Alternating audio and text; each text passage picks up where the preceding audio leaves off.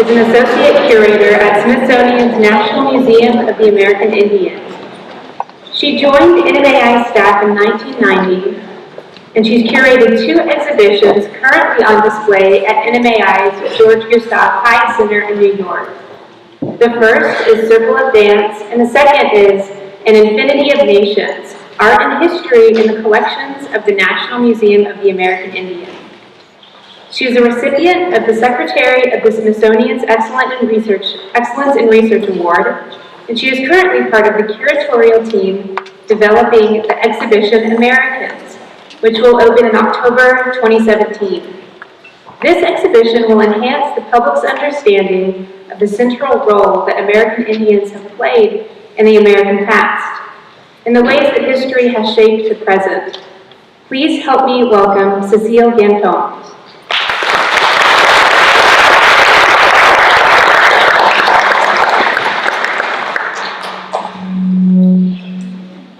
Good morning, and thank you all for coming. I'm so very happy to be here at the Hillmerick Center for American Research, and I very much want to begin by thanking Dwayne King for inviting me to speak at the From Removal to Rebirth Symposium, and I would also like to thank Natalie Panther and Carol Ellington as well for their part in making these 2 days possible. In a recent interview about his book, The Court and the World, Chief Justice Stephen Breyer made an observation often expressed by those who have thought deeply about the United States and the ideas that are foundational to it. The observation is that the United States is, at its core, a democratic experiment.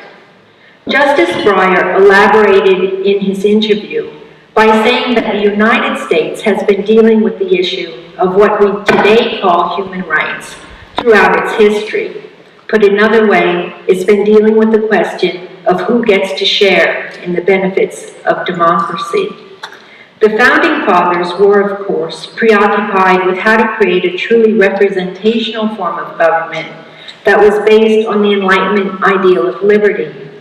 Many today rightly believe, as presidential historian Joseph Ellis has said, that the Founding Fathers succeeded in creating the oldest and most enduring republic in world history. But very interestingly, Ellis explains that the Founding Fathers succeeded in doing this because they recognized 2 foundations of democracy. 1, popular sovereignty, and 2, the fact that the energies of individuals are the source of real productivity. We'll be coming back to this second foundation of democracy a little later. Now, it is not insignificant that the patriots who participated in the Boston Tea Party were members of the patriotic fraternal organization Sons of Liberty, and that they dressed themselves as Indians to protest the Tea Act. They were not merely donning disguises to protect themselves from prosecution. Their garb was a highly symbolic act. They were appropriating imagery that the British used to symbolize the 13 American colonies, whom they thought of as the daughters of Britannia. British symbolic imagery for representing their daughters was the Indian princess. The Patriots' donning of Indian garb constituted a double act of defiance. They were not only jettisoning tea to protest unjust taxes, they were intentionally appropriating their oppressors' symbolic imagery. Through their act, they imbued Britain's symbolic image for their daughters of Britannia with new meaning and threw it back to them. For they dressed as Indians to distinguish themselves from everything that the British stood for, most of all, the tyranny of distant rulers. In their hands, American Indian imagery was transformed from a symbol of the dutiful daughter to a symbol of the rebellious patriot. American Indian imagery was used by several of the United States' early fraternal and patriotic organizations. In addition to the Sons of Liberty, it was employed by the Tammany Society and Improved Order of Red Men. All 3 societies embraced imagery of American Indians for fundamentally American, meaning fundamentally democratic reasons. The first generation of Americans who belonged to these organizations made several observations about American Indian societies which resonated with them deeply. They considered American Indian societies, 1, untainted by monarchies and absolute rule; 2, to live in relatively small, that is, ideal-sized communities; and 3, to govern themselves by consensus. Many recent scholars have been working with the twin concepts of imaginary Indians and playing Indian. Both deal with the fact that throughout U.S. history, the Indians American people think they know are merely figments of their imagination. This is very true. However, it does not change the fact that at the time of the nation's founding, 1, the nation's form of government was not self-evident. 2, there was strong opposition to creating a federal government. And 3, there did exist fraternal organizations composed of members of the revolutionary generation who saw values worthy of emulation in American Indian societies for deeply philosophical and profoundly important political reasons. I think it is worth noting, in light of these 3 facts, that one of the early design proposals for what would become the Great Seal of the United States incorporated an image of an American Indian. The design was created by Francis Hopkinson, a man with impeccable revolutionary credentials, who, among other qualifications, was a signer of the Declaration of Independence. In 1761, Hopkinson was a secretary for the Pennsylvania Indian Commission. As such, he witnessed the centrality of American Indians in British and colonial American economy and diplomacy. The prominence of the American Indian in the first of Hopkinson's 2 design proposals for the Great Seal suggests that the first generation of Americans were only too cognizant of the fact that they were carving out their new republic from indigenous territory. Great Britain and the United States would not agree to the boundaries of the United States for 3 more years. It was only with the signing of the 1783 Treaty of Paris that the United States boundaries were established by those 2 powers. And in 1783, the United States boundaries were drawn, as we know, around the territories of numerous native nations.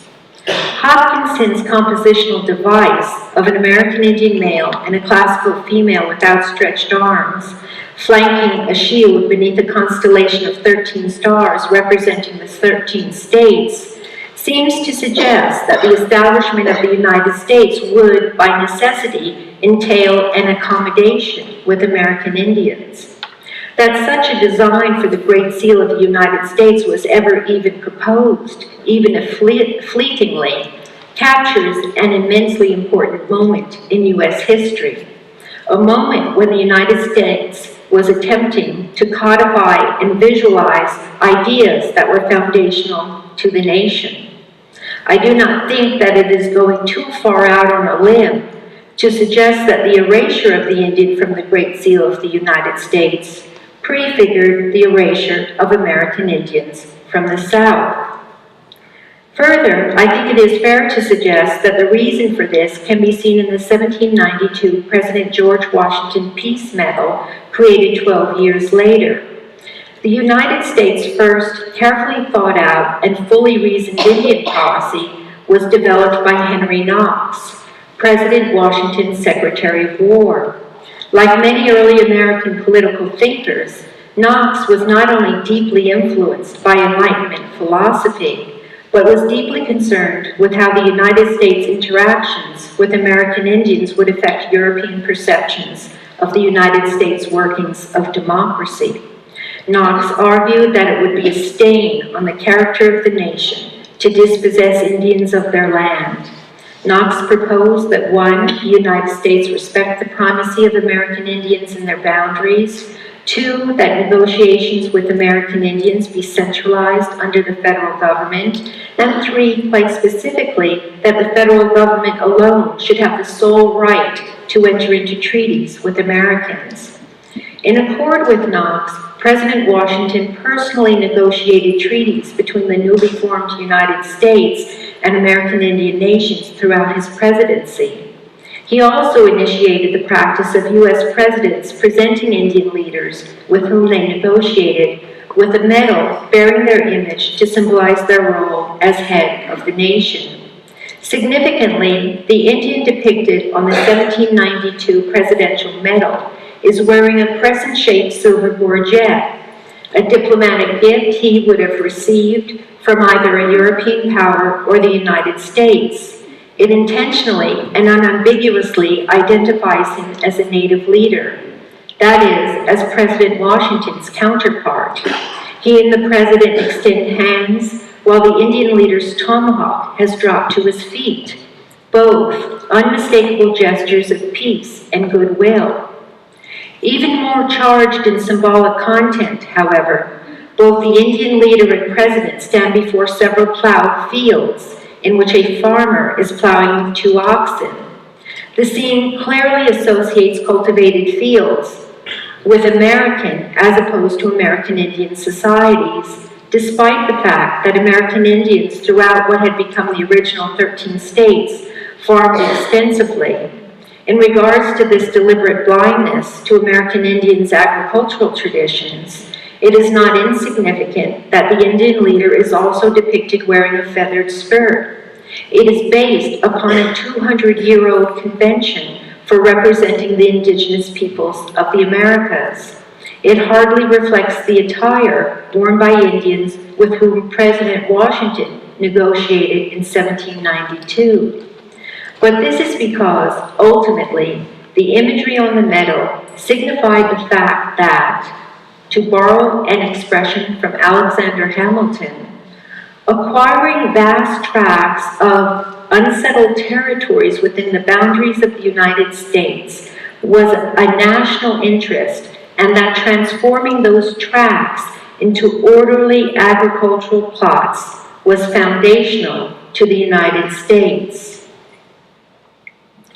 By the time the United States was focusing its attention on Cherokee's rich agricultural lands and was contemplating the 1830 Indian Removal Act, it was dealing with a native nation who was allowing missionaries into its territory, establishing schools where its children, girls at least, were educated in genteel arts, forming a constitutional form of government, developing a writing system and rapidly becoming literate, and proactively inserting itself into the United States democratic institutions.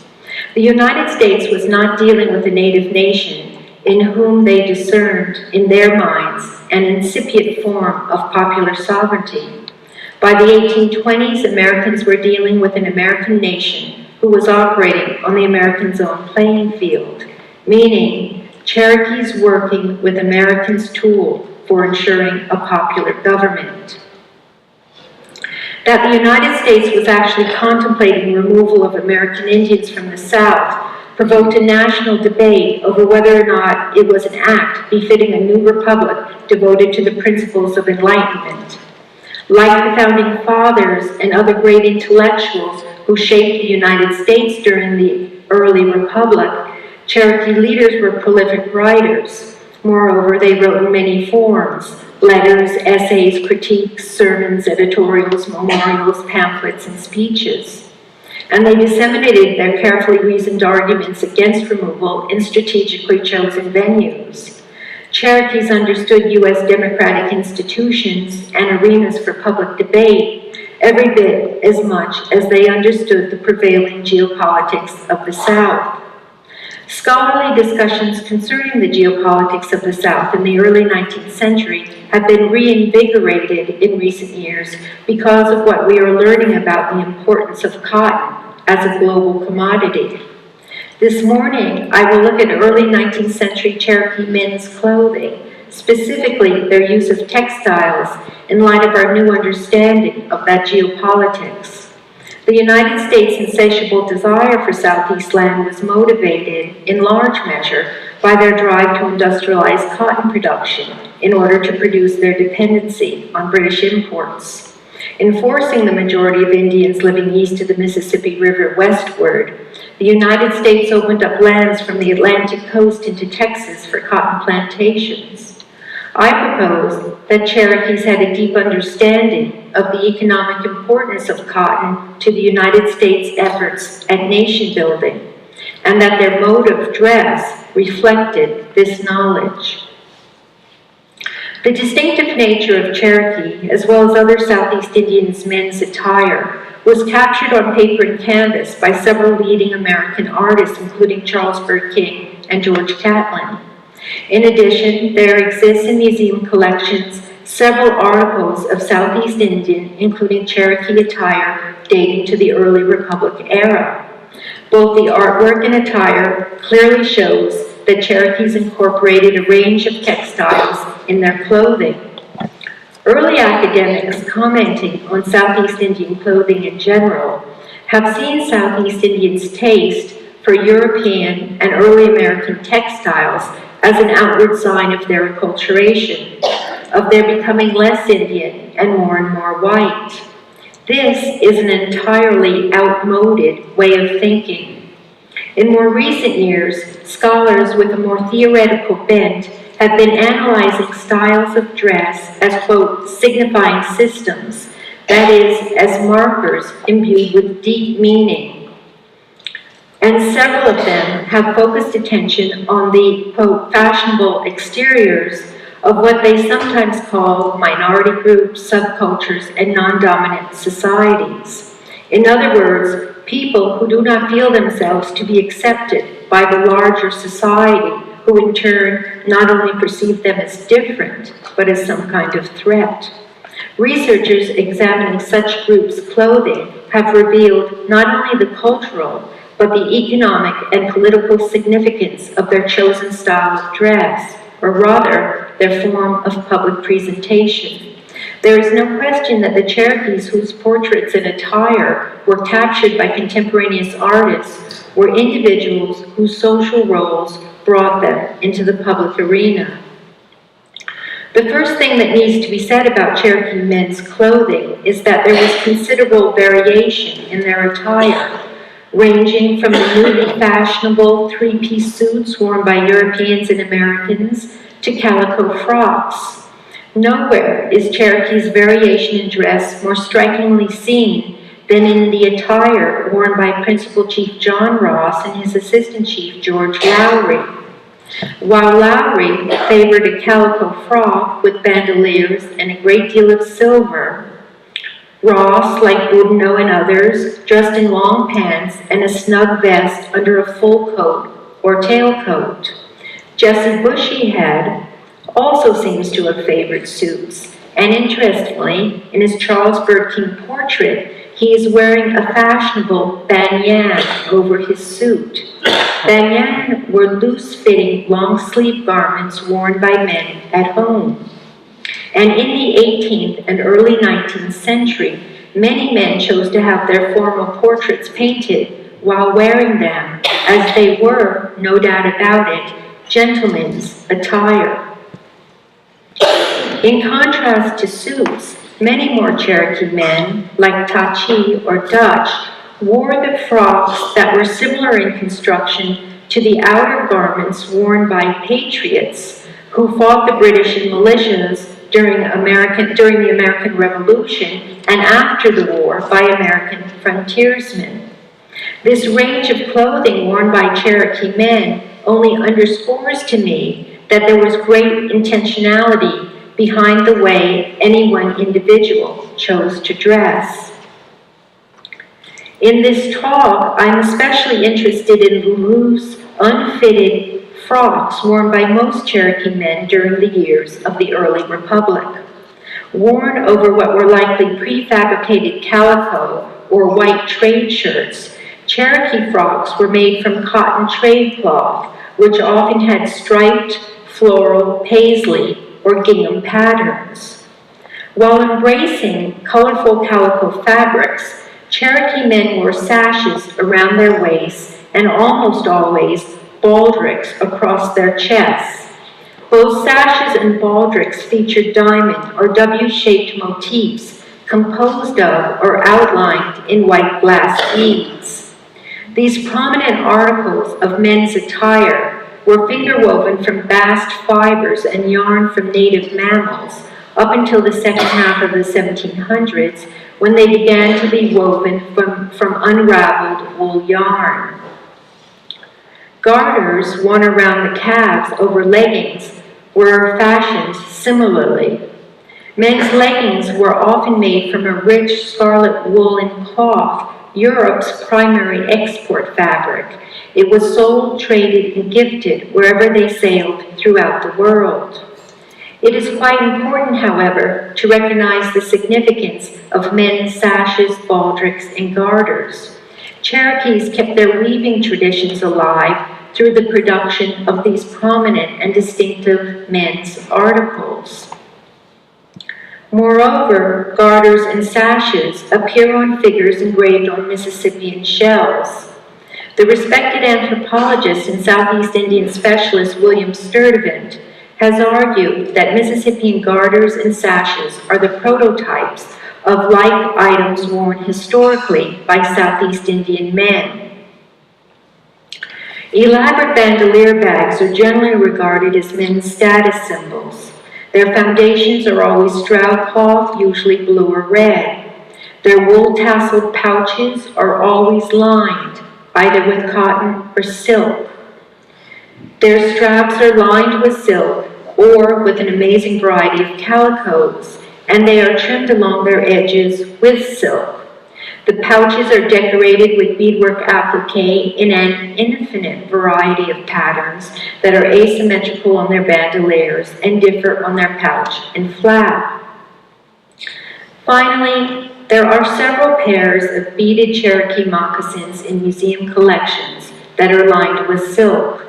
In the Great Lakes area, which had a thriving curio trade, European-style slippers were made and lined with silk for sale to non-natives. Silk-lined slippers were not produced in the South. Traditionally constructed silk-lined moccasins were made by Muskogees and Seminoles as well as Cherokees, and they were made for native use. To return now to the highly decorative calicos, characteristic of Cherokees' men's attire.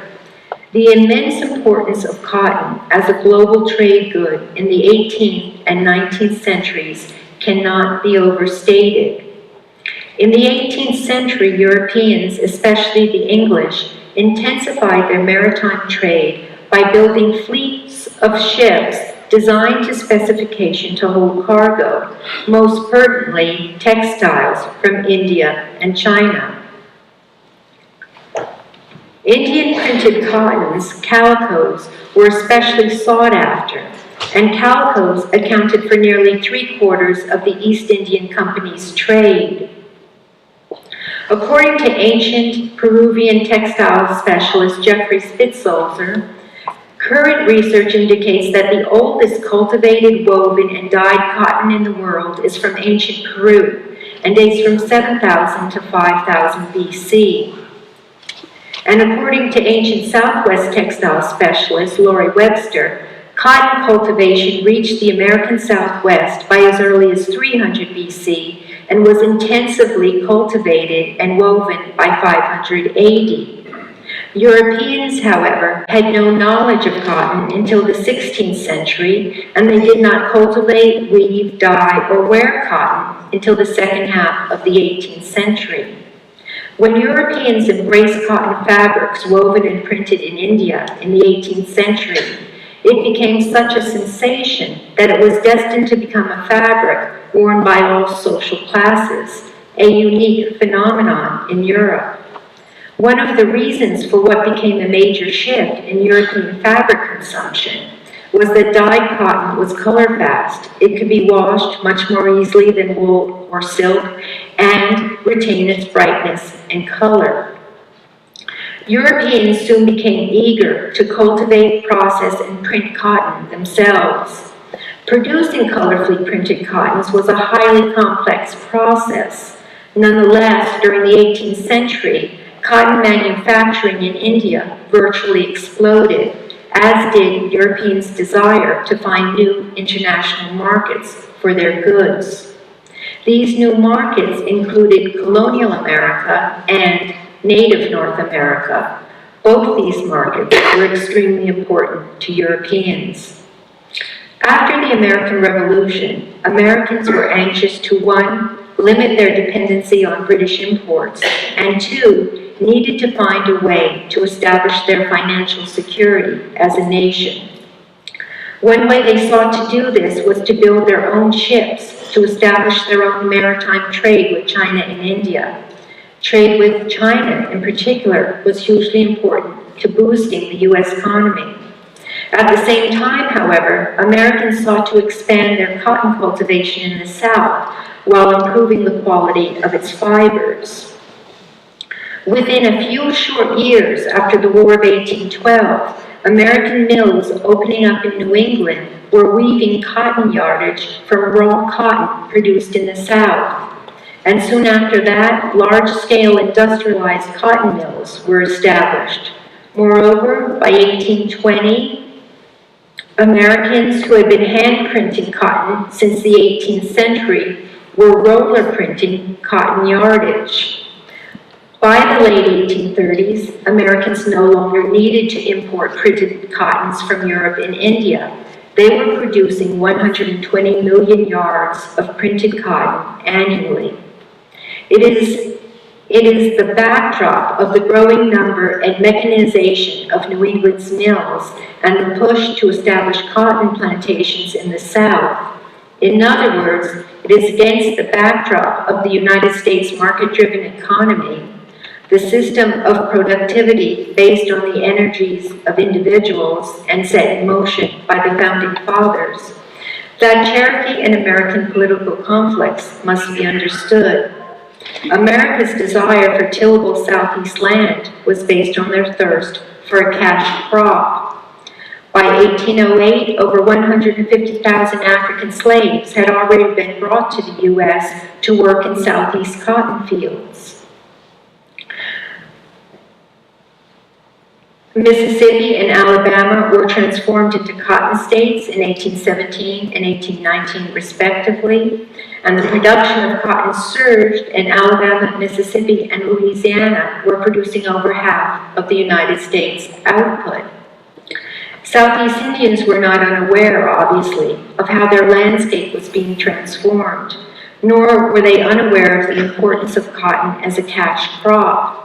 It is helpful to remember at this point that it was the presence of Spanish, French, Dutch, and British colonists in native North America by the early 1700s and their trade with American Indians, coupled with Europeans' expanding trade with India and China, that resulted in the entire world becoming a global community during the 18th century. American Indians were always inveterate traders.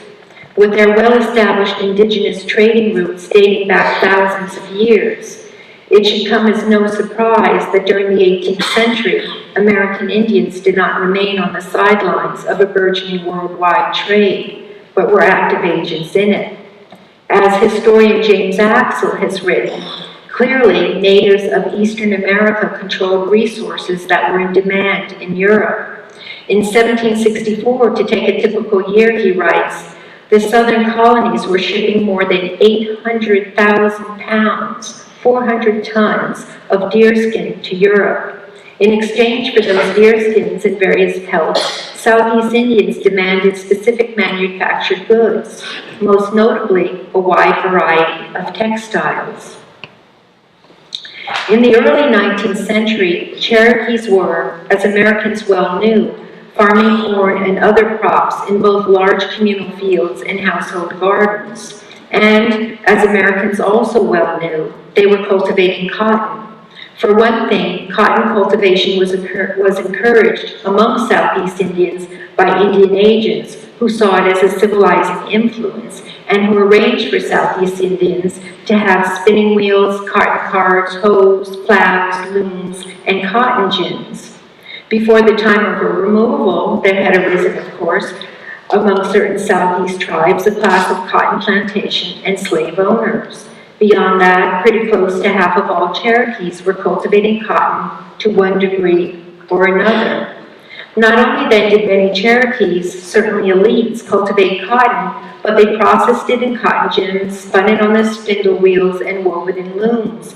Further, Cherokees, like Chickasaws and Muskogees, exported their surplus cotton, shipping it, for example, on flatboats down the Tennessee River to eventually reach New Orleans. In other words, they understood the entire production process of cotton, from its cultivation to processing, spinning to weaving, and to its finished product.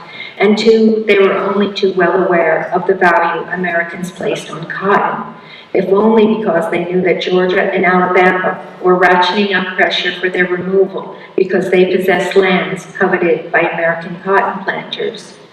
Because cotton cultivation depleted the soil and Americans did not practice plant rotation, they had completely exhausted the soil where they had coastal plantations by 1820. They knew that the best farmland was controlled by Cherokees as well as Muskogees and other Southeast tribes.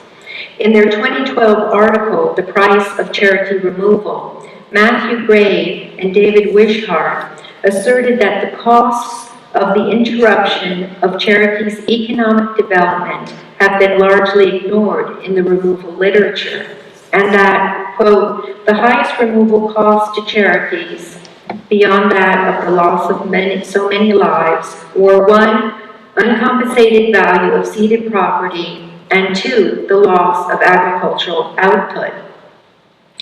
If only looking at the period between 1804 and 1835, the United States sought to wrestle land from Cherokees through 11 treaties.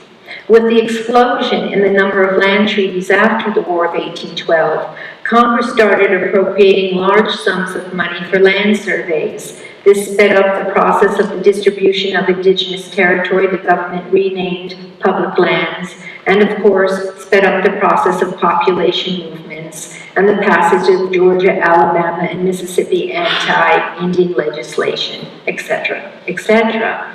It is in light of such a politically and racially charged atmosphere, where powerful Americans were seeking to assert their will over Cherokees, that Cherokees' men's attire, especially their calico frocks with strong, unmistakable native markers, should be considered.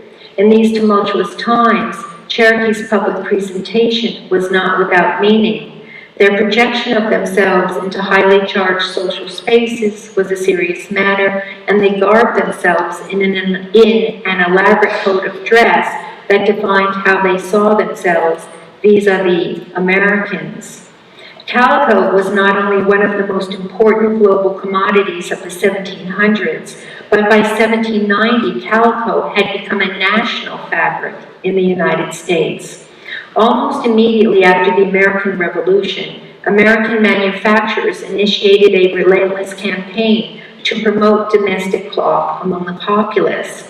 They targeted elites, and in particular, native leaders who wanted to dress themselves in European cloth, considering it to be finer and more prestigious than American manufactured cloth.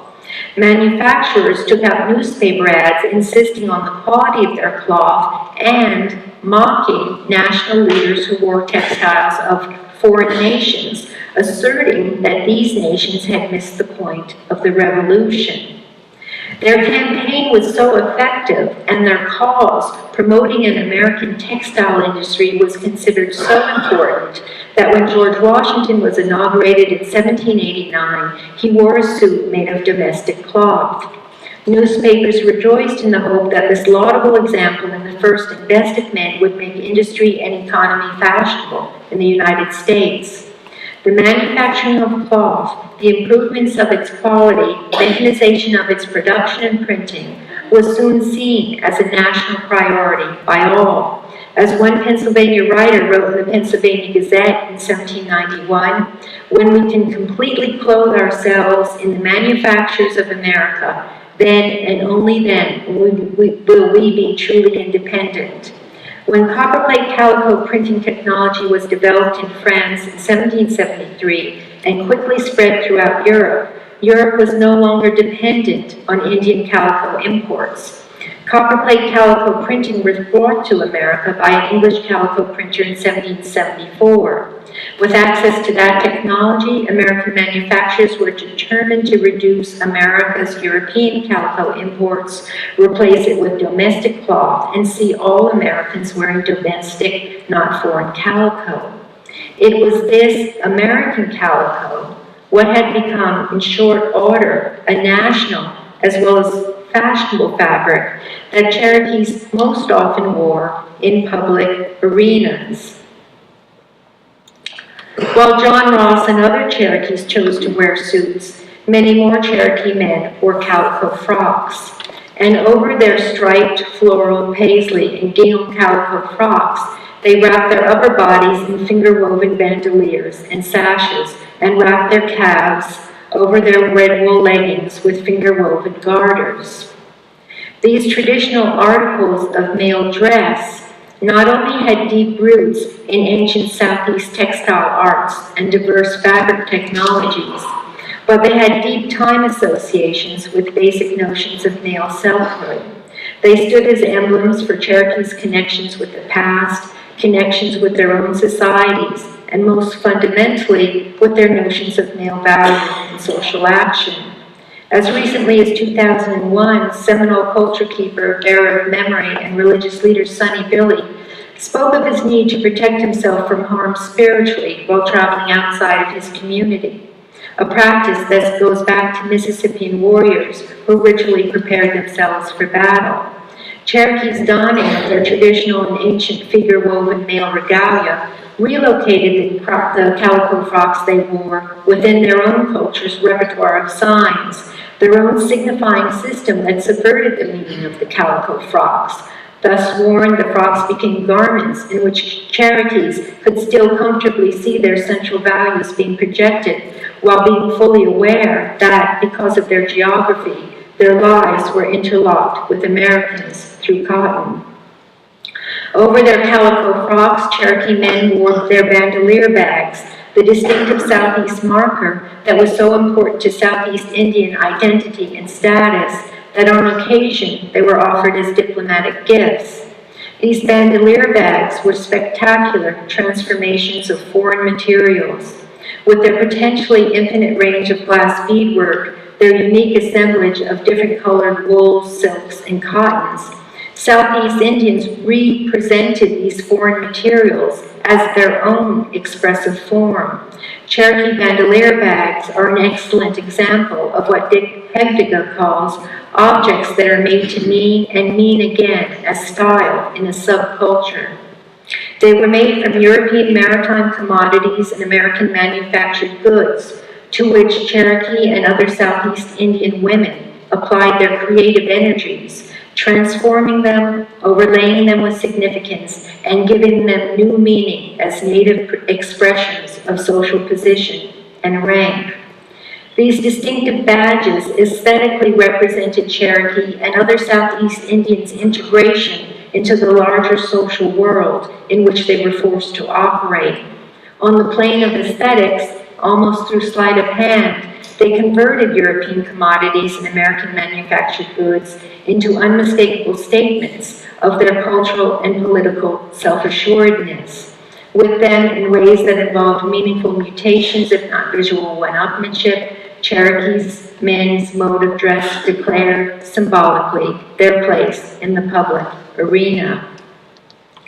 The 18th century phenomenon of global commodity trade, in which calicos were so important and which penetrated so many societies and social levels, brought about an early globalization of style. But this globalization of style was represented and given new meaning by Cherokees at the epicenter of the struggle over land in the South. With their attire, something profoundly meaningful on the visual level was happening. When every aspect of their people's well-being was being challenged, above all their land, the indigenous foundation of their culture, each aspect of their attire denoted, as they themselves unquestionably knew, important aspects of their social identity. Seen in this perspective, the social meaning of Cherokee clothing whether American-style suits or attire composed of calicos, wools, and silks, denoted what they saw as their place, as their particular place in a new world order. It reflected their understanding of the social, political, and economic factors that were impacting their lives and changing worldviews. Engaged in a new kind of battle in the early 19th century, Cherokees sought to erase, not increase, the distance between Americans and themselves. Their attire, aesthetic expressions of complexity and nuance, signified their determination to find their place as Cherokees in the new United States, a nation seeking to be a part of the world capitalist system that had no desire to integrate Cherokees within their national project, much less in their democratic experiment. And so, Cherokees brought their commitment to democratic institutions with them to Indian Territory, where I think we can safely say it was put towards reestablishing their autonomy and sovereignty in a way that Americans could never have imagined possible. Thank you.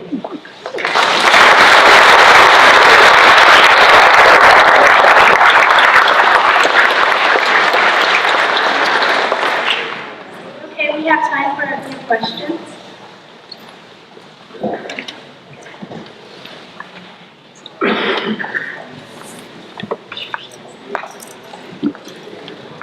Were the Nazca and Anasazi examples, were those cotton? Yes, they're cotton. And what was, that was pre-white contact, wasn't it? And what was their source? Were they cultivating this cotton? Yes, they were cultivating cotton. In ancient Peru, it goes back to 5,000 to 7,000 BC. It's very ancient. And then cotton got up to the American Southwest by about 500 BC. I have a quick question. With regard to feather capes, you didn't mention anything in this presentation about that, but at what point in here did we stop wearing feather capes on the men's side of fashion? My guess would be that it could even possibly have been in the 1600s, but if not in the 1600s, by the early 1700s. Textile cloaks, wool cloaks were worn very early.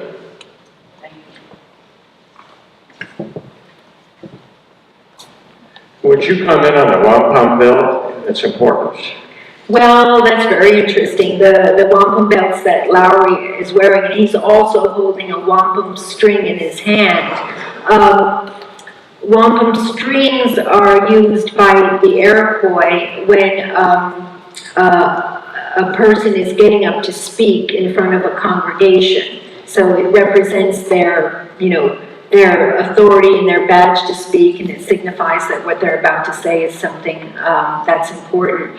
The wampum belts are usually associated further north, but they actually spread far west into the Great Lakes and then down into the south. You don't see them often, but clearly Lowry is wearing wampum bandoliers in that painting. Would you comment on dye colors, where they came from and when they came into use? By whom? Well, Cherokees were using all sorts of materials to dye fabrics, and they were using, there are various plants. There are easily a dozen or more different plants that were being used. Rattlesnake plant, not this snake, but an actual plant, and various roots and leaves. And that technology is known not so much through the remains of fabrics from the southeast, because it just doesn't survive in the moist earth. But what does survive, and what we do know about Southeast textile traditions, is where the pattern of fabrics is impressed into clay. So quite often when a piece of clay was being molded, a piece of fabric was put around it and impressed into the clay. And therefore we know that Southeast Indians had an extensive twining technology, and they did many different styles of twining. Yes? I was just wondering if the glass beads, or there was one area in Europe that they came from. Czechoslovakia, they come from Czechoslovakia and India, Italy, but mostly Czechoslovakia. I was wondering if you could address the emergence of, or the effort by Cherokees today to reestablish a clothing identity with what was going on in the early 1800s. There was a transition from traditional clothing at that time to more European-style clothing, and now we have European-style clothing trying to transition back to a more native look.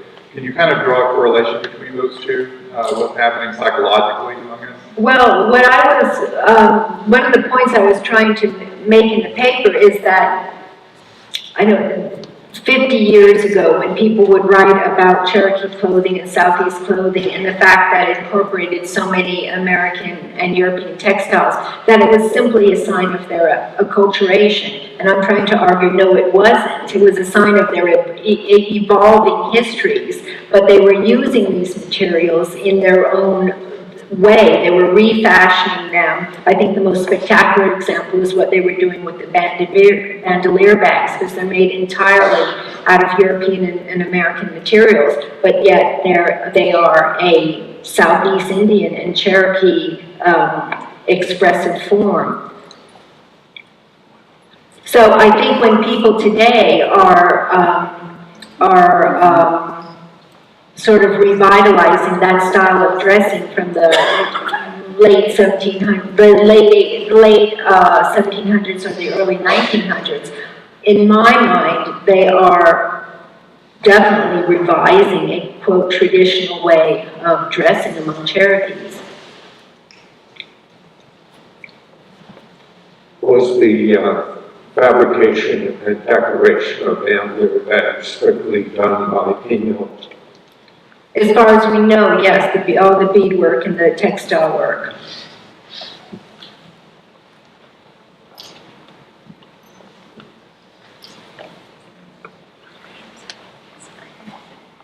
Referring to the piece metal that you showed us up there, I've wondered if that is the Indian pictured in the piece metal symbolic, or do we know if it's a specific chief or a specific tribe that's represented in that piece? It's not a specific individual, and that way of representing American Indians with the feathered skirt actually goes back to a image of Tupinamba Indians from Brazil that dates to the 1590s, and that image was used by Europeans on map cartouches, especially to represent American Indians, and it had incredible staying power. You talked about using bandolier bags as sort of diplomatic gifts, and there was a picture of one from Sam Houston to Andrew Jackson. I was wondering if there's any evidence that white people actually wore them, or if that would have been something that they would have just kind of put away. I don't think there's evidence of white people having worn them. These bandolier bags are certainly worn on special occasions, not everyday clothing. What they relate to that Americans did wear, and Cherokees as well, were shot pouches. So Americans, I'm presuming, were wearing shot pouches if they were wearing anything like this, but not these elaborately decorated bandolier bags. You discussed a lot about men's fashion. Any evidence in regard to maybe women or children, what they were wearing? Corroborate what you're Right. The problem with that is that they're in the paintings and drawings of the time period. It's virtually always men who are being drawn. Very infrequently is it women. Catlin has a lot of sketches from the Southeast, and he did sketch women, but they're very loose sketches. They are wearing fabric. They're wearing long cotton skirts and cotton blouses.